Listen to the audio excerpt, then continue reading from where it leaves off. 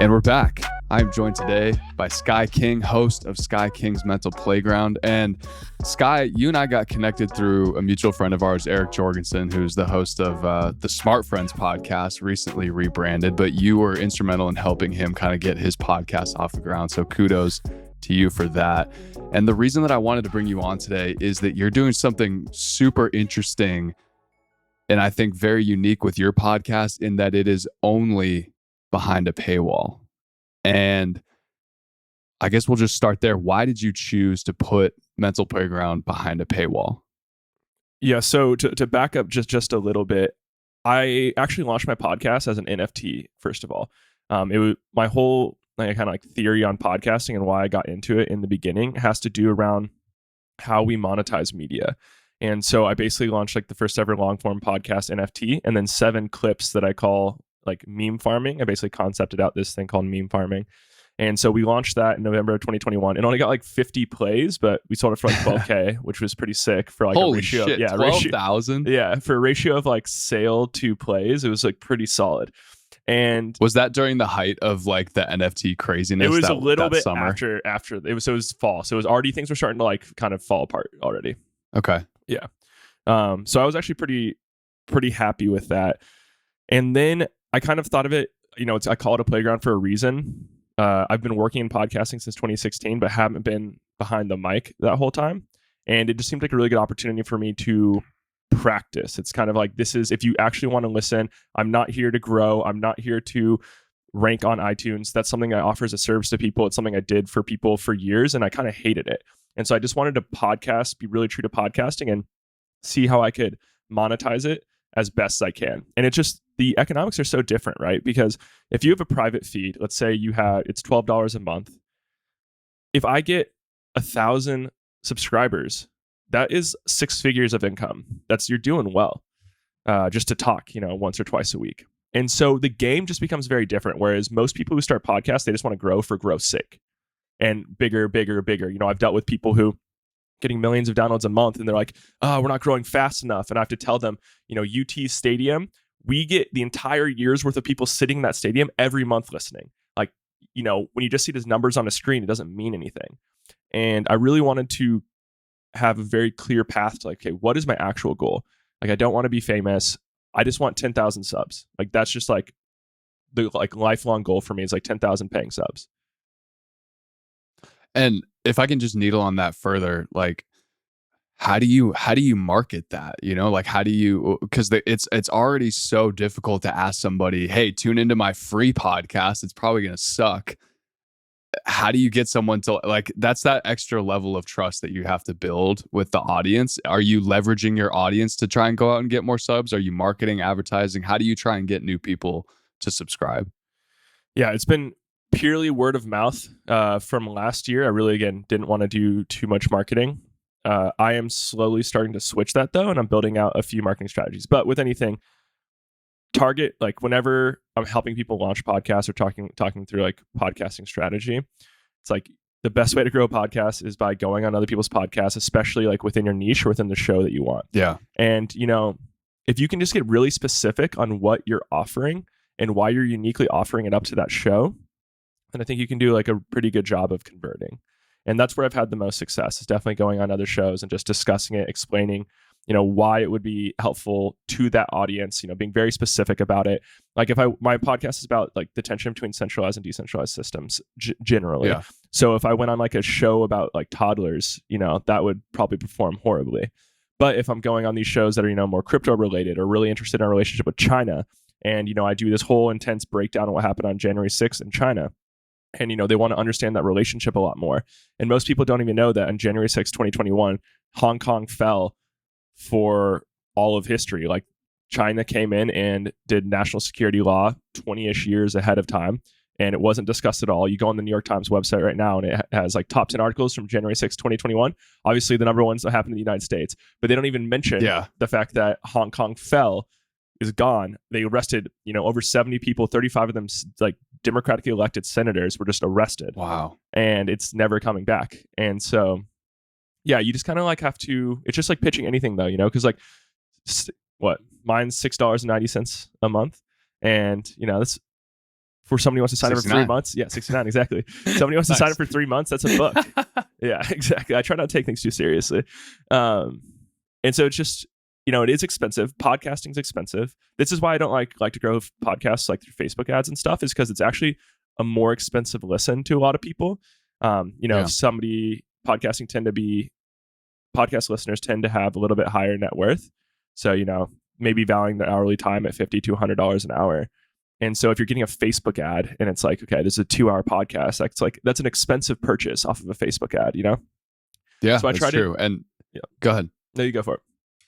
Oh, I was going to say, and that's really where that word of mouth really plays in, because it's one thing to get someone to convert to a Facebook ad, but it's another thing to have someone you trust come to you and say, hey, this is worth your time. Mm-hmm. And on top of that, it's worth paying the $6.90 a month, or that you have the different tiers listed out on your website.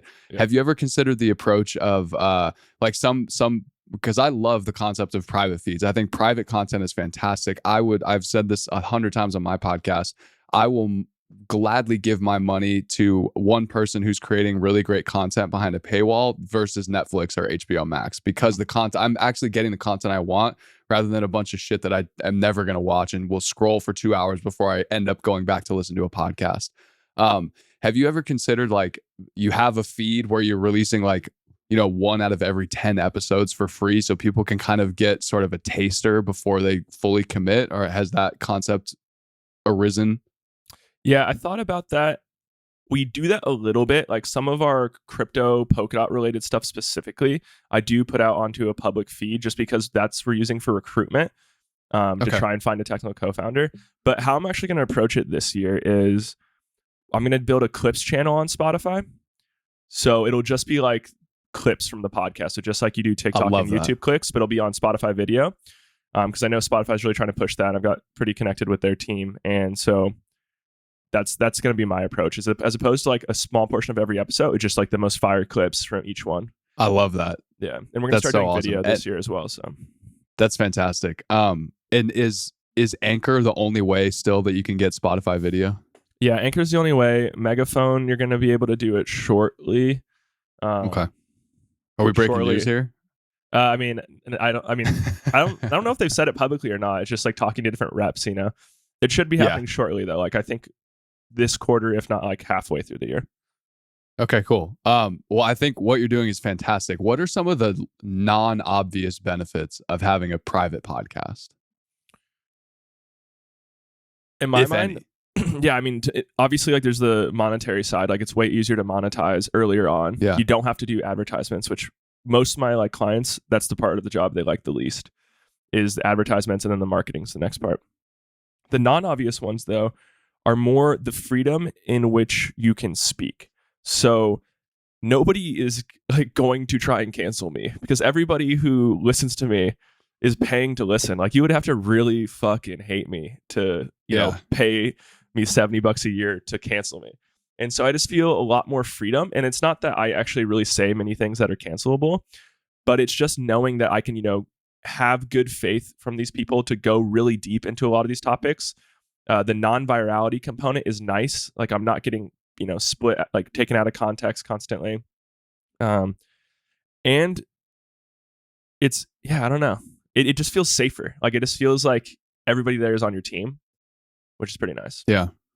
Isn't there still kind of that one level of cancelability? Like I know, there's been instances of people getting canceled on Patreon, where Patreon's actually taking the step, and regardless of whether the content violated their parameters or not, they can say, because we're in charge, because we're Patreon, or because we're Subscribestar, we've deemed your content not fit for our platform, and therefore we're just booting your channel like that. Is that worry ever cross your mind? Because I know you're hosting on Supercast.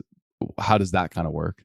Yeah, I'm not personally worried about it. I'm really good friends with the CEO of Supercast and their team, and they do really want to push for this, a little bit more freedom.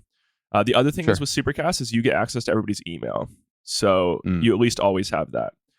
But that being said, benevolent dictators are always the best rulers, but until they stop being benevolent, right? So yeah, it's definitely up there, and that's more of what we're trying to build in the long run with Stoa, which is my concept that is very, very early stages, as in just right now. but it is more of like a decentralized platform for podcasting creation. That's what I was going to ask. So I would assume Stow is some kind of Web3 deal where people can host private content or public content without having to worry about someone kind of standing over their shoulder and putting their hand on your shoulder if you say something, that could be out of line with whatever the current thing is. Yeah. It's essentially like a live stream platform that becomes a podcast. So think like Clubhouse that becomes a podcast, but more similar to Twitch because video and audio. And then we have different tiering systems for how people can interact. So to get access to the private feed, you would hold an NFT. So I don't know if you know this, but are you familiar with the Proof Collective, like Kevin Rose's podcast? I know who Kevin Rose is, but I haven't heard of the Proof Collective. Okay, so Kevin Rose launched a podcast back in, I want to say January, February of 2021. And it is essentially, or 2022, it went up to 150 ETH in order to get access to listen to his podcast. And it's still cruising in the hundreds right now. It might be under 100 because he had some dramatic news happen this week, but it like absolutely crushed. And they did that all on Supercast, where that's how you were able to figure out if you owned an NFT or not. Yeah. But we're kind of thinking something like that, where you have access passes to be able to interact. Once you get that, you can do stuff like what I call like meme farming. Oh, it's down to 15 now. Wow. Like even a few weeks ago, it was like in the high numbers. But if you want one, he just announced they're not going to do a season 2, which is why I think it's down. That's probably why it's dropped. Yeah. Yeah. That's why it's dropped. Okay. But essentially, like once you have access to that pass, we would then do this thing called meme farming. So everybody would be competing to mint like clips from the podcast as it's live. Yeah. And like, so they would pay the creators a fee to try and mint these sections. And it's basically focusing on what do podcasters hate the most, like the marketing side and the advertising side. So if we can open source that to the fans who compete against each other, pay a minting fee, and then resell it on like a discoverability feature to help podcasters grow. Like that's kind of the vision for what we want to build. That's so exciting. That sounds really awesome. And it incentivizes people to listen too. Like if you're not listening, actively, you're missing out. Actively, if you're not listening, you're missing out on your chance to be a part of getting access and having a piece of the show to call your own, and then hopefully remonetize it yourself. And all the while, the creator is making money off of all of it. I think that's incredible. Let's say that someone out there listening to this episode has a successful podcast. They're have a substantial audience base. They could monetize. Maybe they are monetizing. What are some signals for a host of a podcast that, hey, maybe I should consider the paywall model? Yeah. If you're like a subject matter expert on something, I think that's usually the absolute best time to do it versus just like pure entertainment. For example, I'm helping someone launch a private feed shortly, and she has 1 million subs on Instagram and she has a podcast, but she does like toddler advice. And so it's all these toddler advice. And so for me, that just seems like the perfect opportunity, because behind the paywall, you can do Q&A episodes. And so your fans can come in, pay, ask a question, and then you can go in and answer those specific questions. I mean, Peter Tia, Sam Harris do these like some of the best of anybody. Huberman's the same way though. So it's usually like, I was going to say Huberman would be the ideal candidate for someone doing this. Yeah, he does have one. It's absolutely crushing. Yeah. And what is different? Because I listened to his free one. I didn't even know he had a paid one. Is it just no ads and then Q&A stuff, or how what more Q&As? Okay. And he'll ask questions to the guests too, like from the Q&A. Yeah. Okay, cool. Yeah, I was going to say that. I think that's one of the things that people need to keep in mind if they're going to do sort of a hybrid model is you can't expect from people to just convert from your free podcast over to your paid one just because it's available. You have to offer something more. And probably the best approach to that is access to you as the host, whether that's reading emails, Q&A, things like that. Yeah. I have this is a little, how X-rated can we get on this podcast? Because I have a super funny one we did once. Dude, I don't give a fuck. Okay. So one of my old clients, True Sex and Wild Love podcast, we launched a private feed for them. And it was the thing we only put one episode on the private feed outside of no ads for the episodes. And it was this woman, Dr. Wednesday Martin, getting in like the audio of this woman getting in. She's like a really popular sex coach. And it was this other sex coach like getting her on the audio. And that was what we sold it for. And it did really well. A lot of people converted. All right. I kind of regret saying X-rated, but we'll leave it there. Okay. So you're helping all these people out, and then you're also running your own show. You have a very full plate. because I don't have access to the podcast, I'd have to pay for it. I would encourage people to go pay for that. What kind of production are you looking at? It's just, you said you're going to start implementing video, but do you have a team that's helping you put the show together? Are you doing all of the content, all of the production? What does that look like? Yeah, so I have just like one person that helps me. We really leverage a lot of, new tools to like that are out there, like Descript, to take place of a lot of the editing to help us make clips way easier and faster.